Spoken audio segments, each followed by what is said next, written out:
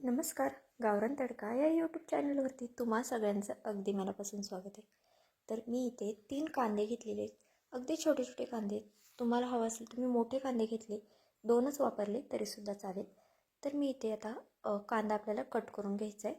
कांदा कट केल्याच्या नंतर जो व्हाईट भाग असतो ना, तो आपल्याला काढून घ्यायचा आहे. आणि जेवढा पातळ कांदा कट करता येईल ना, तेवढा पातळ करा. खूप जास्तही पातळ नाही केला तरीसुद्धा चालेल. तर हे बघा, अशा प्रकारे आपल्याला कांदा आहे ना कापून घ्यायचा आहे. आणि हां, माझ्या चॅनलवरती जे कोणी नवीन असेल ना, त्यांनी प्लीज एक चॅनलला सबस्क्राईब नक्की करा. कारण नवीन यूट्यूबरसाठी ना तुमचं एक सबस्क्राईब खूप जास्त मोलाचं असतं. तर बघा, मी आता सगळे कांदे ना अशा प्रकारे कट करून घेणार आहे. कांदे कट केल्याच्या नंतर ना आपल्याला एक टोमॅटो घ्यायचा आहे आणि तोही आपल्याला कट करून घ्यायचा आहे. तर मी इथे छोटाच टोमॅटो घेतलेला आहे, तो आपल्याला कट करायचा आहे. टोमॅटो कट करताना आपल्याला खूप जास्त बारीक असा कट करायचा नाही आहे. अशा थोड्याशा मोठ्या मोठ्या फोडी कट करून घ्यायच्यात. हे बघा, अशा प्रकारे. तर मी इथे अर्धाच टोमॅटो वापरणार आहे, अख्खा टोमॅटो नाही वापरणार आहे.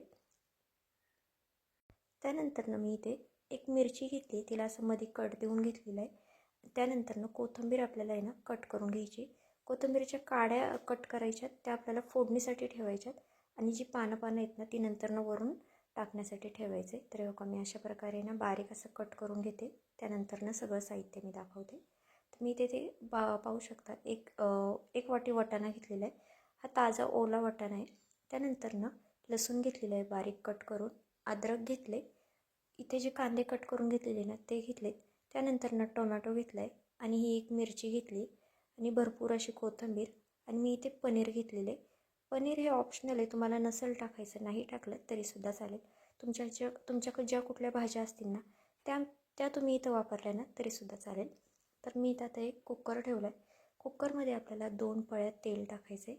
तेल छान गरम झालं की त्यानंतर आपल्याला त्याच्यामध्ये मोहरी आणि जिरं टाकून घ्यायचे. जिरा आणि मोहरी छान फुलली की त्यानंतर आपल्याला त्याच्यामध्ये हिंग टाकायचं आहे थोडंसं. खूप जास्त नाही, थोडंसंच टाका. त्यानंतर जो कट केलेला लसूण होता ना, तोही आपल्याला ह्याच्यामध्ये टाकायचा आहे. आणि जी मिरची घेतलेली ना आपण मध्ये कट करून, तीसुद्धा आपल्याला ह्याच्यामध्ये टाकून घ्यायची.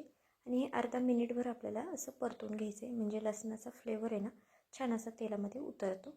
त्यानंतर मी इथे ज्या कोथिंबीरच्या काड्या घेतलेल्या ना, त्यासुद्धा तेलामध्येच टाकून घेणार आहे. तेलामध्ये कोथिंबीर टाकली ना की जी कुठली आपण रेसिपी करतो आहे ना, त्याला छान एकदम अशी चव येते त्याच्यासाठी. तर त्यानंतर इथे कट केलेला जो कांदा आहे ना, तो आपल्याला टाकून घ्यायचा आहे आणि तो छान असा परतून घ्यायचा आहे. खूप जास्त असा कच्चा वगैरे ठेवू नका, एकदम चांगला असा परतून घ्या. अशा प्रकारे जर का तुम्ही मसाले भात केला ना, खायला खरंच खूप भारी लागतो. आणि लहान मुलांसाठी किंवा एखादा पेशंट आजारी वगैरे असेल, त्याला तिखट खायचं नाही आहे, त्यांच्यासाठी तुम्ही हा असा मसाले भात करू शकता. आता त्यानंतर कांदा छान परतला आहे, त्याच्यात आपल्याला टोमॅटो टाकायचा आहे कट केलेला. आणि टोमॅटोसुद्धा छान असा परतून घ्यायचा आहे आपल्याला. हे चांगलं परतलं ना की खायलासुद्धा खूप भारी लागतं बरं का. तर बघा, अशा प्रकारे आपल्याला हे परतून घ्यायचं आहे.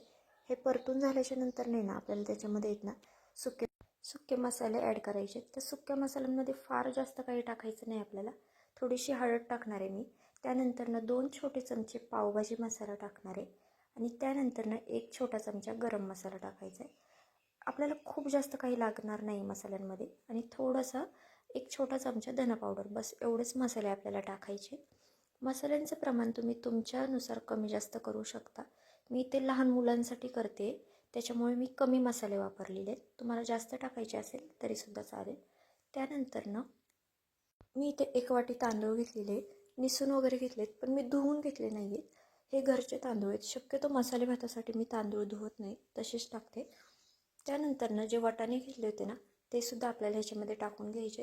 आणि हे चांगलं 2 ते 3 मिनटं आहे ना तेलावरती असं परतून घ्यायचे.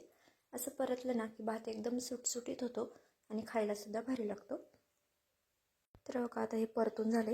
ह्याच्यात अद्रक टाकणार आहे मी. अद्रक खरं तर फोडणीला टाकायचं होतं, पण मी विसरले होते, म्हणून आत्ता टाकणार आहे. काही नाही, आपण तांदूळ 2-3 मिनटं परतणार आहे ना, त्यावेळेस ते अद्रकसुद्धा परतलं जाईल. आता ह्याच्यामध्ये चवीनुसार मीठ टाकून घ्यायचं आहे आपल्याला.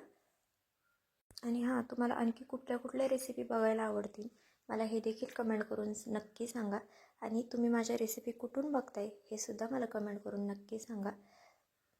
आणि चॅनलवरती जे कोणी नवीन असेल ना त्यांनी प्लीज एक चॅनलला सबस्क्राईब नक्की करा, कारण नवीन यूट्यूबरसाठी तुमचं एक एक सबस्क्राईब खूप जास्त मोलाचं असतं. तुम्ही व्हिडिओ बघता पण सबस्क्राईबच करत नाही, त्याच्यामुळे नक्की एक सबस्क्राईब करा. आता त्यानंतर ना आपल्याला ह्याच्यामध्ये ना पाणी टाकायचं आहे. तर मी ते गरम पाणी घेतलेलं नाही आहे, साधंच पाणी आहे, थंडच पाणी घेतलेलं आहे. मी ते एक छोटा तांब्या पाणी टाकलेलं आहे. पाण्याचं प्रमाण तुम्ही कुठले तांदूळ वापरताय, तुमच्या तांदळाला किती पाणी लागतं त्यानुसार पाण्याचं प्रमाण कमी जास्त करू शकता. लास्टला आपल्याला पनीर टाकायचे. पनीर आधी टाकू नका, नाही तर मग पनीरचे तुकडे होतील. आणि पनीर टाकल्यावर खूप जास्त असं हलवायचं नाही आहे आपल्याला. आता थोडीशी कोथिंबीर आपण आत्ता टाकणार आहे आणि नंतरची बाकीची जी कोथिंबीर राहिली आहे ना ती आपण नंतर टाकणार आहे. आता हे मिक्स करून घ्यायचे आणि आपल्याला आहे ना कुकरच्या 4 शिट्ट्या काढून घ्यायच्या. तुमच्या तांदळाला किती शिट्ट्या लागतात त्यानुसार तुम्ही कुकरच्या शिट्ट्या काढून घेऊ शकता. मी ते 4 शिट्ट्या करून घेणार आहे. 4 शिट्ट्यांमध्ये भात एकदम मऊसूत असा छान शिजला जातो. तर हे बघा आपला भात असा छान शिजला गेलेला आहे. 4 शिट्ट्या झाल्यात. कुकरची हवासुद्धा गेलेली होती पूर्ण. मी आता उघडून दाखवते तुम्हाला. दिसायला किती भारी दिसतोय की नाही पाहू शकता.